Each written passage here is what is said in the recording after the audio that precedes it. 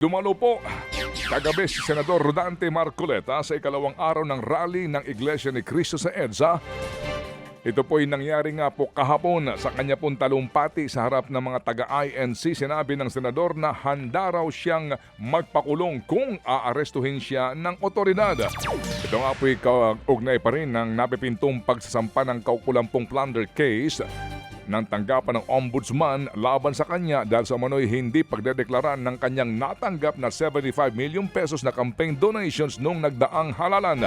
Sa kabila niyan, bumanat po si Marcoleta na bakit daw siya lang ang tila pinupunteriya imbis na ang ilang pang sangkot sa katiwalian. Hindi ba katungkulan ng ombudsman ang sila ang humanap, umusig, at parusahan ang lahat ng may kagagawan nito? Bakit ang ombudsman ang nagagalit sa akin? Hindi ba dapat tulungan pa nila ako? Yan po ang tinig ni Senador Rodante Marcoleta. Samantala po naman itinanggi ng PNP ang kumakalat na post na hinaharangan nila ang ilang bumabiyahe para po makiisa sa naturang rally. Meron daw na monitor ang NCRPO na ilang hindi miyembro ng INC ang sumali sa rally.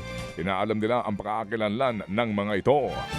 Samantala sa kaugnay na balita, tinapos na po ng Iglesia ni Cristo ang kanilang programa at kilos protesta sa People Power Monument sa Quezon City kagabi. Pasado alas 8 kagabi nang ianunsyo po ng isang ministro ng INC na magbabaklas na sila at itutuloy ang kanilang kilos protesta sa Liwasang Bonifacio sa Maynila ngayong araw. Kasunod po yan ng pagbawi sa kanilang extension permit. Ang paliwanag naman ng Quezon City government, nagdulot ng matinding abala ang protesta. Anila, libo-libo ang nahuli sa pasok sa eskwela at sa trabaho. Nilabag din daw ng INC ang kasunduan na manatili lang sa White Plains Avenue at hindi sa kupi ng EDSA. Ayon kay NCRPO Chief Anthony Aberi, naghahanda na rin sila ng dagdag na puwersa para sa Maynila, partikular po sa Liwasang Bonifacio. Hindi katulad sa Quezon City, hindi kinakailangan ng permiso sa Liwasang Bonifacio dahil Freedom Park ito. Dahil nga sa inaasahang rally, suspendido na ng Manila City LGU ang pasok sa lahat ng antas sa buong lungsod ngayong araw. Naniniwala po naman si Pangulong Marcos Jr. na hindi manggugulo ang Iglesia ni Cristo sa kanila pong ginagawang rally. Pero aminado po si Marcos Jr. na siya'y nag-aalala na baka maudyukan daw ang INC ng ibang grupo. Ayon sa Pangulo, nakatanggap sila ng impormasyon na mayroong nag-uudyok sa INC. Kahapon po'y pinaalalahanan po ng Malacanang ang mga miyembro ng Iglesia ni Cristo na huwag magpapagamit sa mga gustong magpatalsik kay Pangulong Marcos Jr. Ayon sa palasyo, hindi pinipigilan po ang rally maliban na lamang kung may magiging paglabag sa mga batas. Malakas ang loob ko kasi sa buong kasaysayan, ang iglesia, pag nag-rally, kahit napakarami, hindi sila nanggugulo. And that for me was the main concern that somebody might get hurt.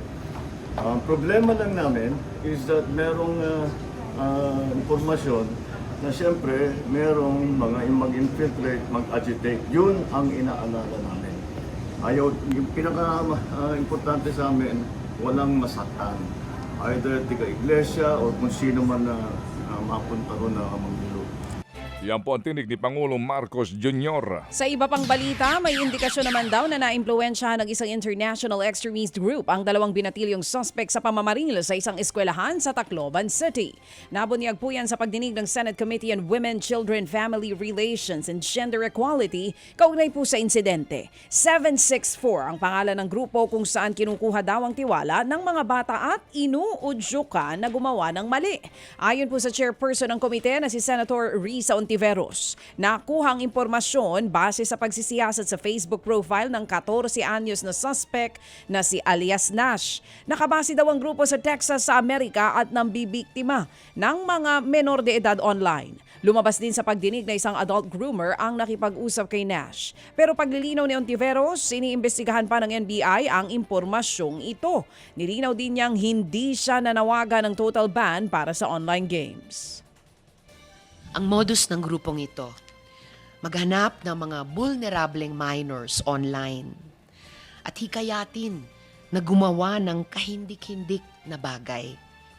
Sabi mismo ng FBI, the leaders of the group are pushing victims to create graphic pornography, to harm family pets, to cut themselves with sharp objects, or to even die by suicide. Yan nga po ang tinig ni Senadora Risa Ontiveros. Samantala humarap din po sa pagdinig si Police Staff Sergeant Arla Ray Pasencia, ang tiyahin ni alias Nash. Inilahad po niya sa pagdinig kung paanong nakuha ng binatilyo ang baril na ginamit sa pamamaril. Ayon po sa kanya, pinasok ang bahay niya at puwersahang binuksan ni Nash ang locker kung saan itinatago ang kanyang baril. Sa ngayon po inasa restrictive custody ng PNP si Pasencia at posibleng masibak sa serbisyo kung mapatunayang nagpabaya ito. Nanawagan naman po sa pagdinig ang mga kaanak ng mga biktima na ibaba ang minimum age ng criminal liability. Anila hindi sapat na nasa bahay pag-asa lamang ang mga suspect. Nais din nilang managot ang mga magulang at guardian ng dalawang suspect. Yung bata na yan, nakamatay yan eh. Nakamatay yan. Nakamatay yan ang tao. So ano? Ibababahay pag-asa lang yun? Ha? So dapat may pasilidad din nakarapat dapat sa kanila. Maramdaman din nila yung sakit. Gusto ko rin ibaba yung 15 to 12 years old na para hindi na pamarisan yung pagkagawa ng krimen. Dahil kung hindi natin ibababa yan, mamimihasa yung mga minor de edad na yan eh. Marami pang batang papatayin dahil hindi sila makukulong. Yan nga po ang sunurang tinig ng mga magulang ng ilang biktima ng Tacloban school shooting. Nagrekomenda po naman ang nangkaragdagang pang mga reklamo o kaso ang PMPCIDG laban kay resigned Ateneo head coach Tab Baldwin at sa 8 iba pa. 2 counts ng reklamong homicide at 2 counts din ng reckless imprudence resulting in homicide ang inirekomendan sa DOJ. Itong may kaugnayan pa rin po sa pagkalunod nga ng student athletes na sina Rene Baterbonia at Divine Adili sa team building ng Ateneo men's basketball team sa Dipakulaw, Aurora noong pong June 8. Una nga pong inirekomenda ng CIDG na sampahan ng reklamong paglabag sa anti-hazing law sina Baldwin at ilang pang kasama sa naturang team building. Mga kapatid, patuloy po kayong tumutok sa 105.9 True FM para sa totoong balita, impormasyon, music and entertainment. Mag-subscribe sa aming YouTube channel at podcast at sundan nyo kami sa Facebook, Instagram, X at TikTok sa True Network PH. Bisitahin din po ang aming official website, truefm.ph. At panoorin din kami sa True TV Signal, Channel 19. Kami po ang 105.9 True FM.